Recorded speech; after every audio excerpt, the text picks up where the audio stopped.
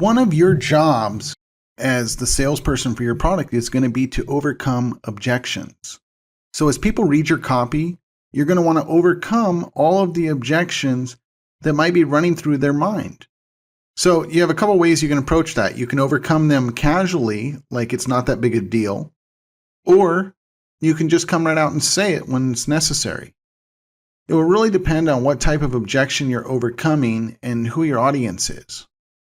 What I would suggest you do is take out a separate piece of paper and then list out all the objections that someone might have to your product. Does it cost too much money? Does it take too much time to implement?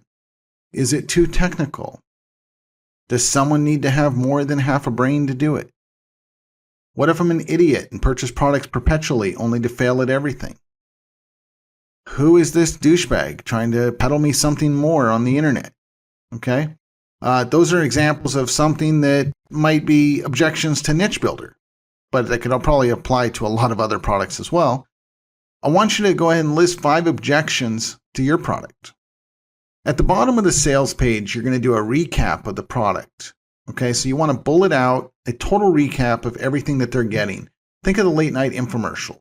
Once they spent 20 minutes explaining all of the features and benefits in full detail, it becomes necessary to go back and remind a person again of everything that's included.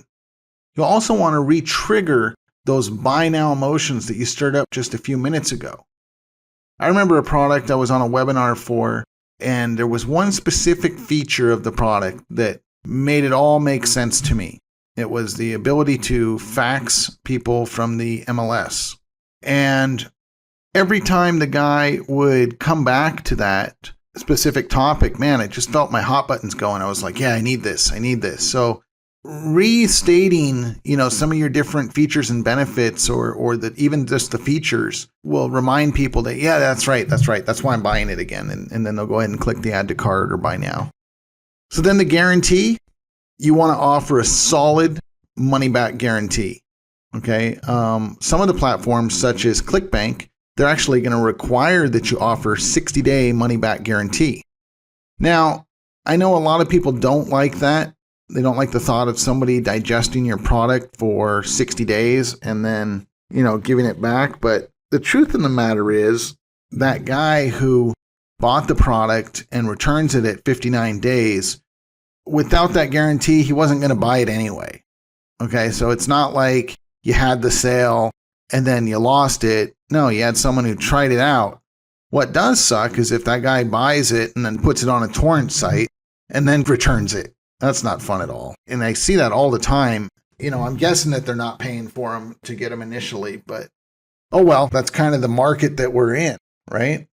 So it's going to be up to you to decide whether or not the additional exposure to additional affiliates and easy payment acceptance is worth having a 60-day guarantee like at ClickBank. But if you decide not to do that, you should always try to offer at least a 30-day, if not a 60-day money-back guarantee on all your products. Very few people are going to take you up on this. You're probably going to have 5 to 10% return unless you're just putting out a BS product. Then you deserve to have returns. Okay, you have to put out good stuff. Keep in mind that people visiting your site, they've just grown to expect a guarantee.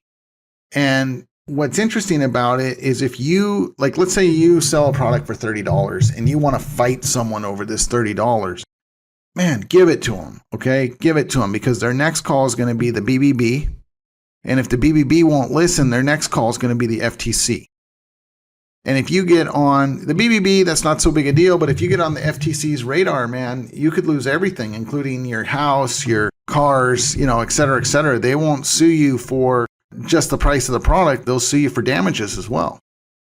And they may force you to refund everyone you've ever sold to. So if someone wants a refund, I like Frank Kern's policy on it. I don't care if you bought it from me 12 years ago and made millions of dollars with it. If you want a refund, I'm going to send it to you. Now, he's a guy that's actually been sued by the FTC. So, he probably has a basis for that is very memorable. I also saw a trick one time, or a strategy. I shouldn't say trick. I saw this where people will offer either a 1 year or a lifetime guarantee. Okay. that's pretty cool. You know, that's kind of what's out there in the market right now is some real aggressive guarantees. A general rule of thumb is the longer your guarantee or, guarantee offer is, the less likely that someone's going to act on it.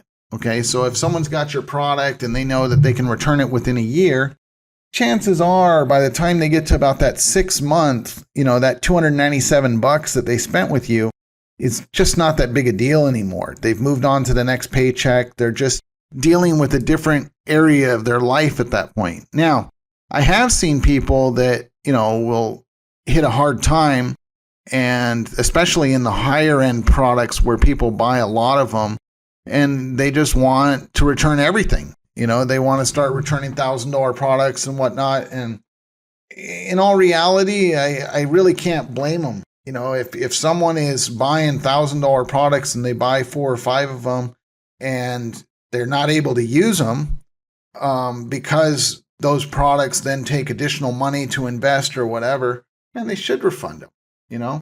It's just kind of the way it works, right? But the people that do implement them and are successful, well, they're going to appreciate the product and they're going to keep going with it. So here's the thing. You really shouldn't worry about refunds, okay? You don't need to worry about them. What you need to worry about are chargebacks. A refund is where someone goes through the normal process and they ask for their money back. That's fine, okay? A chargeback is when someone goes to the credit card company and says that you have frauded them or sold them something they didn't receive.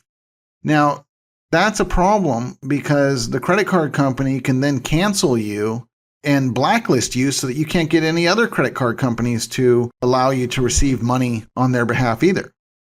So the best thing to do is you want to give them an easy line of communication to request a refund and obtain their money back.